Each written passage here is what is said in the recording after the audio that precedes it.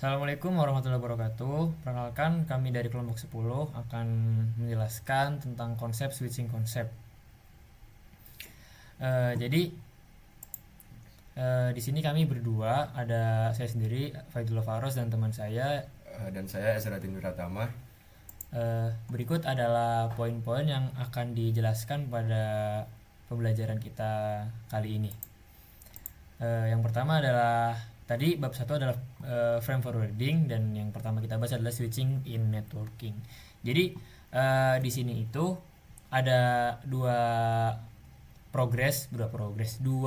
dua proses yang dinamakan ingress dan egress. Itu kayak seperti frame frame port yang tempat frame masuk ke perangkat, dan yang satunya itu frame untuk keluar dari perangkat. Jadi di sini itu eh, seperti apa ya, switch itu punya table untuk menentukan kemana sebuah frame harus dikirim berdasarkan alamat MAC-nya. Jadi data itu nggak asal kirim, tapi ada logikanya. Istilahnya seperti itu. Setelah itu pada poin yang kedua, the switch MAC address table itu, jadi tadi kan yang pertama itu bagaimana switch itu mengirim dan menerima, dan yang di switch MAC addressable ini ada yang namanya CAM atau content addressable memory. Jadi kayak tabel alamat, jadi kayak daftar alamat port, sederhananya seperti itu. Jadi kayak kalau analogi yang aku buat itu seperti petugas pos yang mau mengirim mengirim dan mengambil surat, itu udah ada alamatnya yang mau diambil dan mau dikirim dari mana. Mungkin seperti itu. Selanjutnya ini ada switcher and forward. Jadi langkah pertama dari switch adalah learn. Jadi kayak memahami dulu, dia lihat alamat MAC-nya dulu, sumber dan port masuknya. Kalau belum ada di table, dia catat dulu. Kalau udah ada, dia tinggal perbarui aja waktunya supaya nggak kadaluarsa. Nah, langkah kedua itu forward. Nah, pertama tadi kan learn, kedua itu dia bakal nge-forward. Kalau dia tahu kalau kemana tuh harus kirim alamat atau tujuan yang ada di table, ya dia langsung kirim ke port itu. Tapi kalau nggak tahu, dia tuh bakal broadcast ke semua port. Tapi nggak asal. Tapi intinya dia tetap berusaha sampai ke tujuan. Jadi kalau analogi mudahnya itu kayak kita sedang nyari temen ya di kelas gitu. Kalau kita tahu di mana anak tempatnya itu, ya kita langsung datang. Tapi kalau kita nggak tahu tuh kita tanya, teman-teman ada yang tahu ini nggak gitu. Nah, itu adalah bagaimana proses langkah kedua dari forward ini.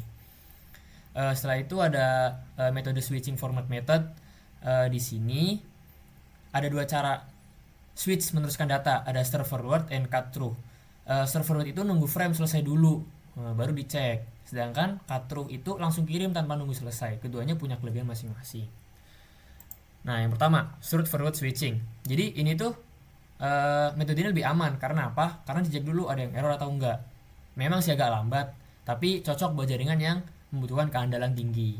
Dan yang kedua adalah cut through switching. Ini tuh lebih cepat tapi rawan error karena nggak ada dicek dulu. Tapi ini cocok buat jaringan yang mempunyai performa tinggi. Ada juga variasinya seperti fragment free yang agak kompromi antara dua metode tadi. Jadi selanjutnya akan dijelaskan oleh saya. Saya akan menjelaskan tentang domain switching. Next. Nah, yang pertama saya akan menjelaskan tentang collision domains. Jadi di sini kita mulai bahas collision domain itu kayak jalur yang bisa macet kalau banyak perangkat rebutan kirim data, terutama kalau pakai hub atau half duplex.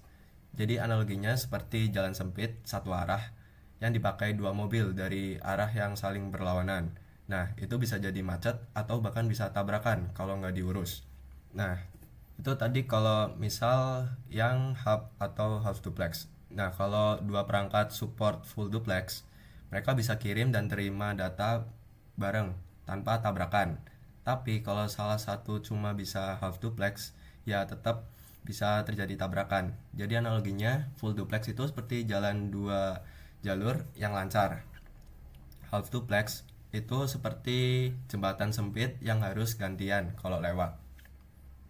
Kemudian ada broadcast domain.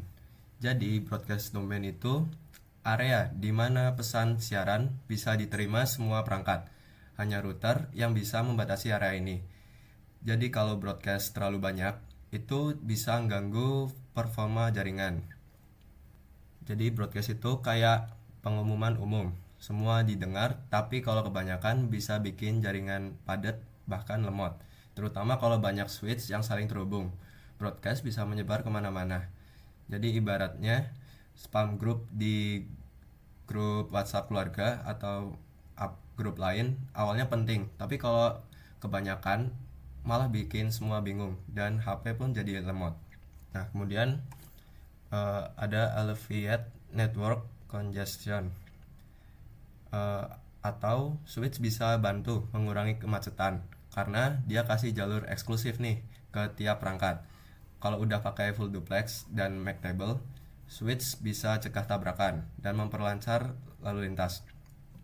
Jadi analoginya mungkin seperti jalan tol khusus tanpa lampu merah. Jadi tiap mobil tuh punya jalurnya sendiri. Jadi nggak ada yang namanya rebutan jalur. Nah, kemudian switch modern punya berbagai fitur. Yang pertama ada kecepatan tinggi, buffer besar, dan port banyak. Semua itu untuk memastikan jaringan tetap lancar meskipun padat. Cocok buat jaringan untuk skala yang besar. Analoginya seperti terminal bus besar dengan banyak jalur dan petugas. Jadi semua kendaraan bisa masuk dan keluar tanpa antri yang lama.